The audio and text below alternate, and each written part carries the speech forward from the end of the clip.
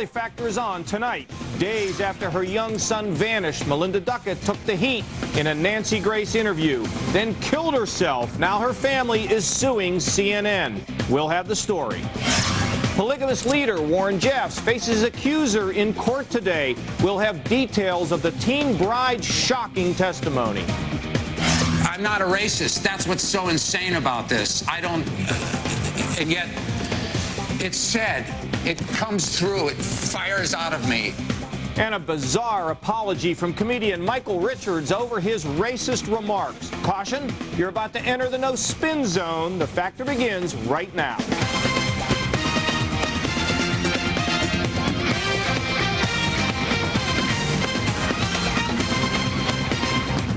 Hi, I'm John Kasich reporting tonight for Bill O'Reilly. Bill's on vacation. We want to thank you for watching us. Ahead on The Factor, all across the country, nursing mothers out in force at airports today to protest Delta Airlines for kicking one woman off of a flight. Officials say she was breastfeeding too openly, but these moms obviously have something to say about it.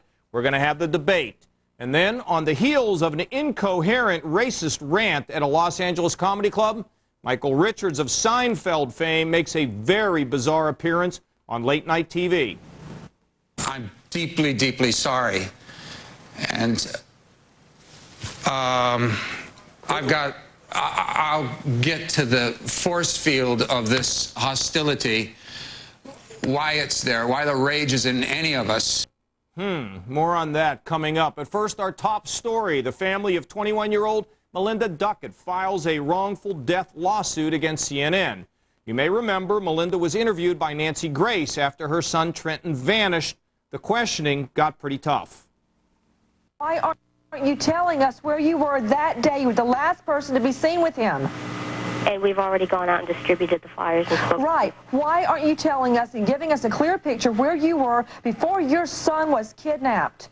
Because I'm not going to put those kind of details out. Why? Because I was told not to.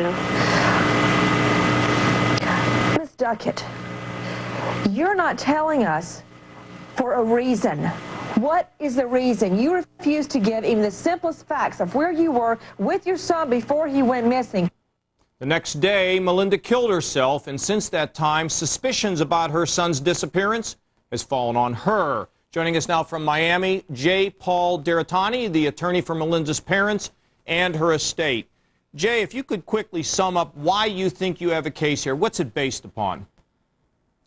Well, John, it's based upon three factors. It's not simply the words that Nancy Grace used that day. It's the fact that she misled Melinda into going on the show. At least that's our allegation at this point, and our witness testimony, I believe, will prove that out. Basically, Melinda was told to come on the show to showcase the fact that Trenton was missing and hopefully to elicit from the public the support in trying to find Trenton.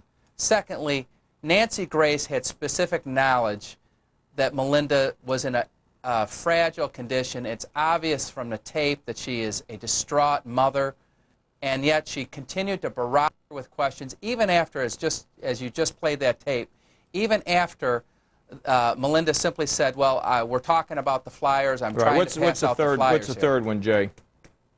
Well, and the words. So you combine the words with the knowledge of Nancy Grace and the deception or failure to properly ask or identify what she was going on the show for. All right. I think we got to that. But here's the thing.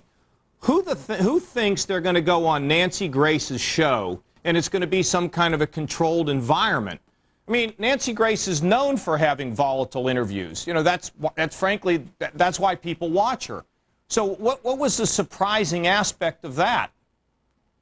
Well, first of all, it's not you or I. It's not a congressman.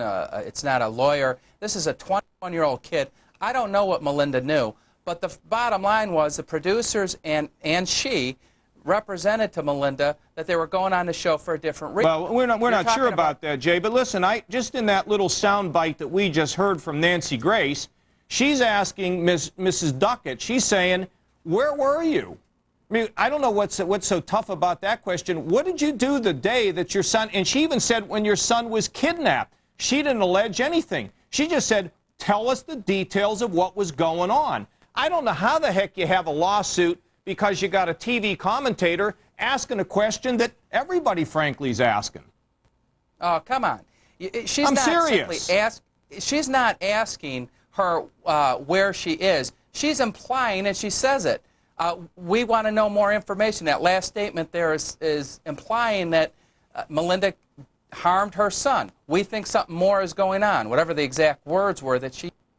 And Melinda, she has knowledge that Melinda is a distraught mother going on that show. So you have a 21-year-old kid who's going on that show and is not told why she's going on that show. Well, look, I mean, nobody today in this modern world, anybody that has a television set and cable TV knows that when you go into an interview, you don't really know what's coming, and you know you're going to be asked some tough questions, especially if your kid disappears. Now, if you look at the suicide note that Miss Duckett, that she wrote, there was no mention of Nancy Grace. There was no mention of CNN. Her husband doesn't think that Nancy Grace contributed to this suicide. So why would you guys think that she did?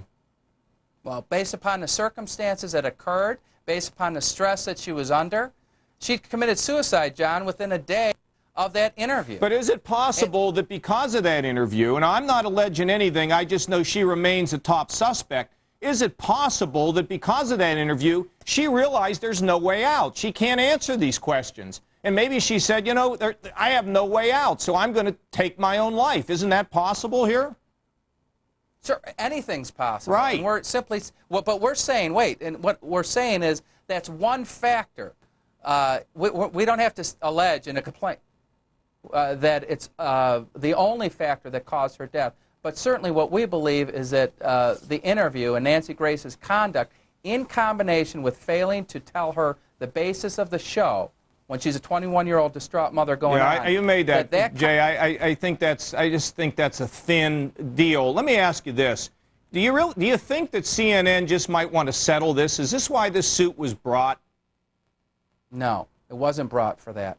And the parents are prepared to go all the way with this lawsuit. Certainly, they've had 2 months to make an apology. And by the way, the lawsuit isn't simply based upon that interview. For 2 months, they have aired this interview over and over and over Well, again. that's a different issue of sensitivity. But you know, Jay, you didn't really know what you were going to get from me when you come on here. But you know, when you come on The Factor, you're going to get some tough questions. And I think the same thing happens when you go on a show like Nancy Grace. But Jay, it's good to hear from you. We'll keep apprised of this. Next, compelling courtroom testimony by young women trapped in the polygamous lifestyle. Is this enough to sink Warren Jeffs? We'll look at it when we come back. Talking Points is brought to you by Cadillac. Bold vehicles defying convention. Turn left. Turn clockwise. Over. Turn under. Turn left at intersection. Destination ahead. Navigate your holidays. Now, for a limited time, buy or lease a specially equipped Cadillac, and we'll pay for the navigation system. Season's best from Cadillac. Always elegant. Always refined. Santa Margherita Pinot Grigio. The most requested imported wine in fine restaurants. Taste is the difference. Experience Santa Margherita from Paterno Wines International. Ah, softer. Try new Charmin Ultra. It's softer, so you'll want more, but you can use less. You can use less because it's more absorbent than the regular quilted brand. Now softer than before, less is even more. Welcome to Lowe's. Can I help you? Yes, I need some of that, garland. Yes, and how about one of those, you know, I can see it in... A wreath? Yes, and I also need one of those with the people and the snow. Giant inflatable snow globe. In the nose. Rudolph and friends inside? Yes. At Lowe's, you'll find plenty of everything you need for the holidays. Ornament hooks? Including plenty of help. About this high. Your husband? Yes. Right behind you. Hey, got one of these, Warner step ladders. Lowe's. Let's build something together. I had enough. I had enough of feeling embarrassed about my skin. Enough of just covering up my psoriasis. I decided enough is enough. I talked to my dermatologist about how psoriasis was affecting how I looked and how I felt. I found out there are newer ways of treating psoriasis. Treatments that have been proven to get results. So if you've had enough, don't wait. Visit psoriasisinfo.com. Because enough is enough. Talk to your dermatologist. Rocker Shocker. The ex-pitcher sparks controversy, saying everyone should speak English. Is supporting our American culture, our American heritage. On the O'Reilly Factor. Plus, he was friends with Saddam. So why is this former wrestler fighting mad at the butcher of Baghdad? On Hannity and Combs. Tomorrow, a college co-ed disappears without a trace. The mystery baffles investigators for years. Now, Greta goes back to the crime scene and cracks this cold case. Tomorrow, don't miss when Greta Van Susteren hosts Crime Scene, Murder in the Heartland. In the Unresolved Problems segment tonight, polygamous leader Warren Jeffs faces his accuser in a Utah courtroom today. He's charged as an accomplice to rape for allegedly forcing a 14-year-old girl to marry her cousin. Jane Doe, who's now 20, took the stand today, and so did her older sister. She was crying, and she'd say, I don't care. I don't want to be married. And we still were informed that we had to do this. And so my mother had just decided that we would go ahead and get this dress sewn. And even while we were sewing it, and we would try it on her, and she would just be crying and crying. God, it's just unbelievable. Joining us now from outside the courthouse in St. George, Utah, Carol McKinley, and from Minneapolis, former head of the Sex Crimes Unit in Salt Lake City, Greg Skordas. All right, Carol, let's start with you. Tell us about what went on in that courtroom today. This girl at the time was 14 years old. She's now 20. Tell us about her testimony. Well, her testimony was riveting. In fact, we're all listening in there, and you can hardly keep from listening to her. It's hard to leave the room because she cries, her voice is trembling. She's been in there for about 4 hours, and she never wavers, even though she admits she's very nervous. And she talks about how she grew up in this culture. Her mother lost their father because the father had been kicked out of the church, so she was reassigned to another man. During all this, when she turned 14, she's told it's her turn to get married.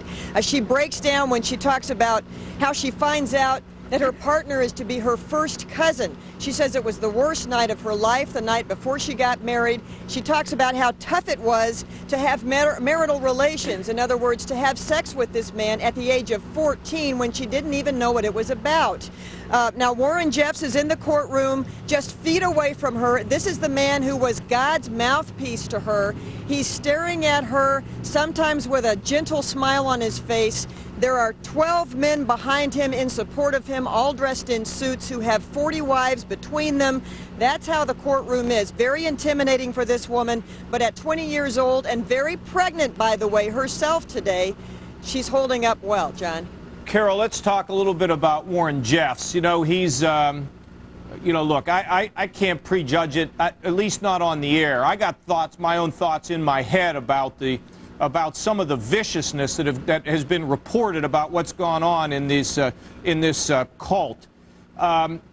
Tell us about the way in which he looked at her, how he tried to intimidate her in the courtroom, the fact that he had these people standing behind her, and the intimidation that has occurred outside the courtroom.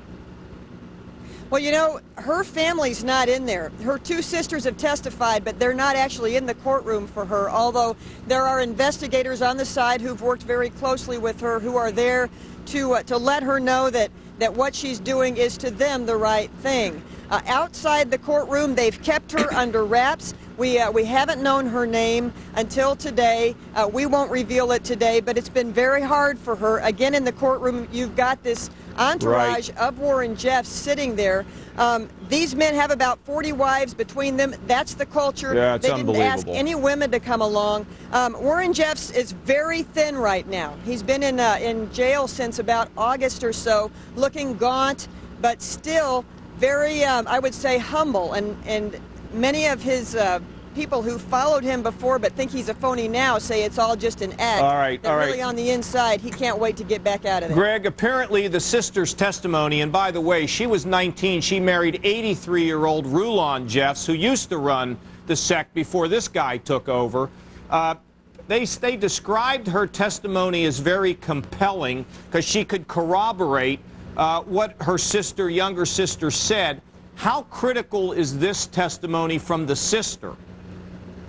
anytime you have a case involving a sex crime where you have competing versions on what happened, corroboration is critical. And in this case, it's very important because it tends to corroborate the notion that the victim, her younger sister, was concerned and objected and fought about this whole thing from the very beginning, that she called her sister and said, hey, I don't want to marry this man. I don't want to engage in this. I don't want to be part of this.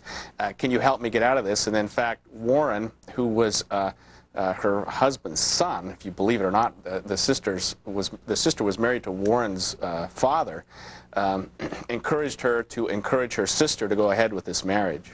These charges that they have against him, you know, he was the FBI 10 most wanted. Is this charge serious enough to lock him up? Put this into perspective for us. Rape in Utah carries a term of imprisonment of 5 to life, and as an accessory to rape, he's as guilty as the rapist himself, so to speak. It's the same as an armed robber who, while there may be robbers who go inside the store and do the robbery, if you've got somebody out in the car doing the driving or someone who's back home planning it, they're absolutely just as guilty. And in Utah, rape carries 5 to life. Our Board of Pardons would certainly put him away for a long time. Carol, you know, in watching this young lady, studying her, there obviously the defense is going to attempt to just shake her testimony to try to bring her down. Your gut in terms of whether a 20-year-old is tough enough to face an entire community.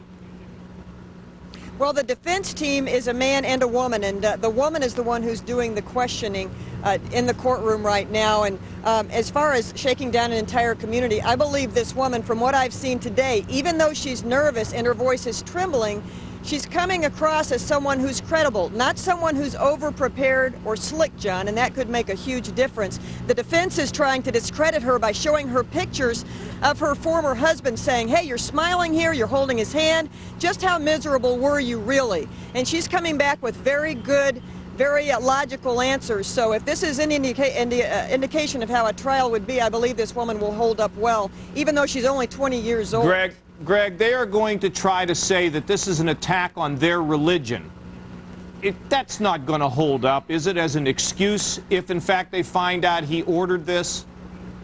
Well, what they're going to say is not that he ordered it, but that he felt it was ordained, that he did this because he felt that he had the authority to do that, not because he was trying to get a 19 and a 14-year-old to have sex without anyone's consent, but that he really and honestly and faithfully, I guess, believed that what he was doing was the right thing, and counseled her that what she was doing, therefore, was the right thing. And if that's the case, then I guess you could argue that his religion is on attack. Well, that's ridiculous. But, Greg, is this going to trial quickly?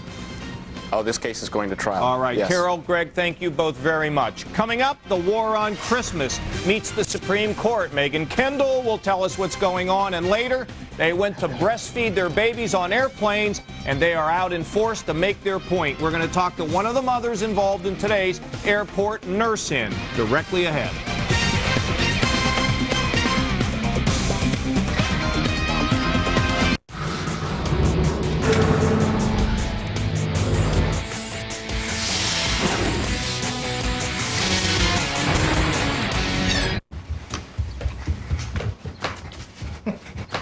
What are you doing? Getting ready for my test. A test? What subject? Cholesterol. Are you nervous? Well, last time I didn't do so great. You? Yeah, but I'm getting extra help. Cheerios is the only leading cold cereal proven to lower cholesterol. Grandpa, I hope you score 100 on your test. Well, I'm shooting for something like 190. Welcome back to the Barrett-Jackson Collector Car Auction. Next up, it's the 2006 Dodge Charger. It's the RT with the 340-horse Hemi, 18-inch alloys, muscular styling. I particularly like this razor edging along here. Look at that, dual exhaust. Even the interior looks straight out of a custom shop. 75. No, it's actually around 23. Loaded up, straight out of the factory. Charger. I'll take it. Unleashed.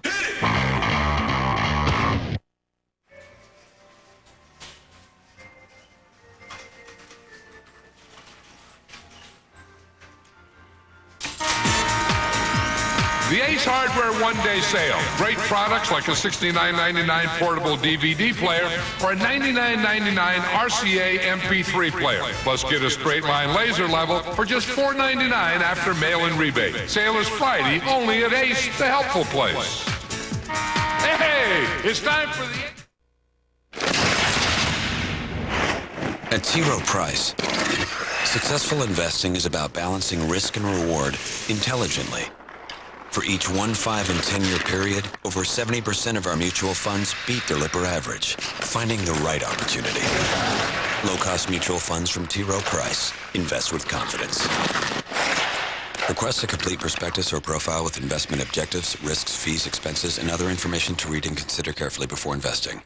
Watch March of the Penguins, a U.S. television premiere, Saturday, November 25th at 9, exclusively on Hallmark Channel. And now you could win a family vacation to San Diego for an exclusive Penguin experience at SeaWorld. To enter, visit a participating retailer today. It hit me when I least expected it. I have a family now. When did that happen? So, here I am, ready to grow up. Mostly.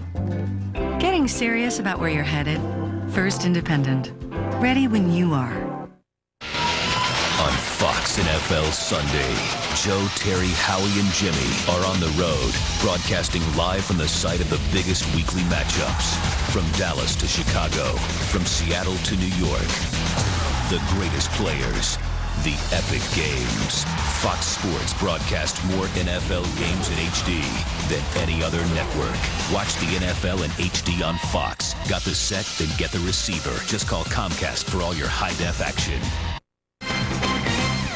In the Culture War segment tonight, the war on Christmas hits the Supreme Court. Today, the court is reviewing a petition challenging New York City's ban of the nativity scene in public schools. Well, menorahs and the star and crescent, they're allowed, but no nativity scenes. The High Court announces Friday whether it will hear the case. Megan Kendall joins us now from Washington. Well, Megan, for me, I'm just getting tired of this stuff. Now, is the Supreme Court going to hear this case is the first question, of course. Well, we don't know. They looked at it today. They were scheduled to look at it today. No one knows for sure what they do in that private conference, but they were scheduled to look at it today. Could have gotten a decision today. We didn't. We expect now sometime this week, or probably more likely Monday or next week. But I got to tell you, John, even though they just decided a couple of First Amendment religion cases, you recall those infamous Ten Commandments cases back in 2005, pretty recently. My own bet is that now they've got these 4 solid conservatives on the court. They only need 4 to take the case. It's probably, I wouldn't bet against them taking it. Let me put it that way. Yeah, and Megan, the question is now with Alioto going on the court, and let's not forget one thing about George Bush. His greatest legacy is ultimately going to be, I think, the appointments that he's made to in these judgeships in this Supreme Court. Now, the swing vote will be Anthony Kennedy on any of these religious questions. My understanding is he's sort of gone both ways. How do you see the court breaking down? Well, I think if the court does take it and this case goes up, and of course there are lots of things that could happen between now and then in terms of the arguments, but if they vote along ideological lines and you get the 4 conservatives, you know, from Alito and Scalia and Roberts and Thomas one way, then it could come down to Kennedy. And in those Ten Commandments cases, Kennedy refused to join with the court's 4 liberal justices in striking down this one display based on their reasoning. I mean, he sort of charted his own course. I think in this case and many other cases this term and for many terms to come, John, we're going to see Kennedy chart his own course and sort of be the decisive voter. That's what I think, Megan. Now, you know, what I don't understand is, okay, so you got the menorah, religious symbol. You got the crescent, religious symbol. You got a Christmas tree, okay? So here this family says, we'd like to have a creche. We'd like to have a manger scene. And the school says no. I mean, why? Well, here's what the school said. The school said, look, we don't want the nativity scene because to us that seems overtly religious. Well, what is a menorah? Well, and they didn't think that was true with the menorah, and they cited some Supreme Court precedent suggesting that the menorah had both secular and religious purposes. That was their argument in the lower court. Well, you could argue that the manger scene has historical purposes. It's a historic event. You could, but they didn't really go there. Let me tell you what happened, because the Second Circuit Court of Appeals, the court that ruled in favor of the schools, actually said, you know what? You're wrong. That Second Circuit Court of Appeals said the menorah and the star and crescent are just as religious as the creche, but the school policy is still okay. It's still okay because you don't, just because you choose religious symbols for one faith or two faiths doesn't mean you have to choose religious symbols for all faiths. Well, so I mean, that's just a goofy court. Look, that's tree. just a goofy court, Megan. You know, just because a court rules a certain way doesn't make it right. Right. That's like saying because Congress passes a law, that therefore it's right. Doesn't make it right. It may have done it. That was the surprising thing about this decision. I mean, it was expected that if the Second Circuit found that, then they would rule against the school. They didn't, which may entice the Supreme Court to take a second look. Megan, you know, look, I mean, the bottom line is real simple. It's real easy to pick on Christians. I mean, it's just easy in this culture today. It's politically correct to do it. And it's just a shame. And I'll tell you what, though, with the Supreme Court changing, I'm going to predict we're going to see more equity, and I'm going to predict we're going to have more common sense decisions. It's going to reflect the culture when I was a kid, when God was not a dirty word. Megan, we'll have to see, though. Thank you for being with us. You're the best. Plenty more ahead as the Factor moves along this evening. Nursing moms take to the nation's airports to protest Delta's treatment of a breastfeeding mom. How open is too open? And then Jerry Seinfeld throws his support behind Michael Richards. But should he have stayed out of the mess surrounding the comedian's racist rant? Come on back for that and more.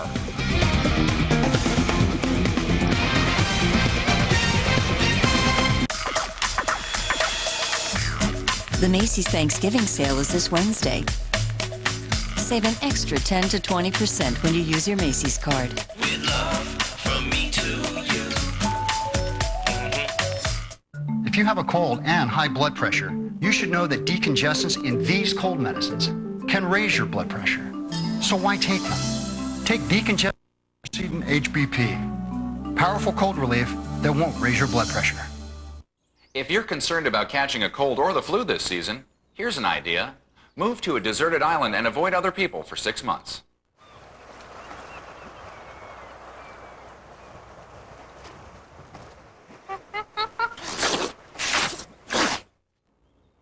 Or just drink a glass of Florida orange juice every day. Give your immune system more of the vitamins and minerals it needs. Florida orange juice. Healthy, pure and simple.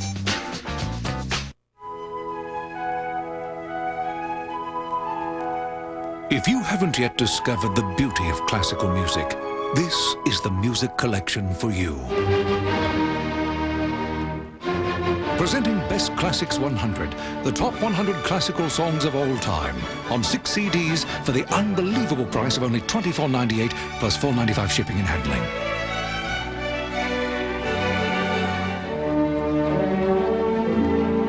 Best Classics 100 features the greatest composers like Mozart, Beethoven, Bach, Tchaikovsky, and many more. With performances by the finest orchestras, like the London Symphony and the Royal Philharmonic.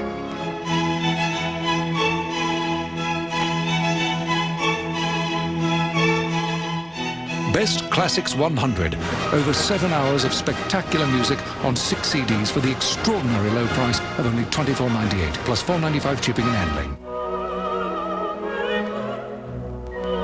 There's a CD for every mood or occasion.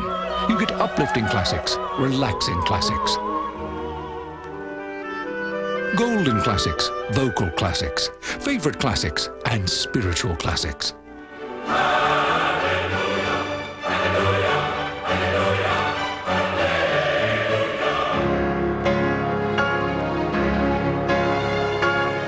Best Classics 100 has it all, from the timeless to the classics of today. Just one phone call and you'll own this definitive classical music collection at a price you can't afford to miss. Call now to order Best Classics 100 on 6 CDs, over 7 hours of music for only $24.98 plus $4.95 shipping and handling. Or order online at bestclassics100.com. In the personal story segment tonight, a nurse in today at the nation's airports. Here's what these mothers are so angry about. Last month, 27-year-old Emily Gillette was on a delayed Delta flight, breastfeeding her 22-month-old daughter. A flight attendant asked her to cover up. She refused, and officials had her removed from the plane. Breastfeeding mothers came out to show their solidarity today in 33 cities. Pretty amazing. Joining us now from Baltimore, One of those protesters, Lori Lee, and here in New York, defense attorney Kathleen Mullen. All right, Lori, let's start with you. What's unreasonable about a flight attendant saying to a nursing mom, hey, could you just cover up a little bit here? Well, that's not really what she said. I mean, what she said is what you're doing offends me. So really, you know, she had a problem with breastfeeding. It wasn't just the issue of covering up. But secondly, she was breaking the law in the state of Vermont. But wait a minute. She handed the lady a blanket and said, could you cover up?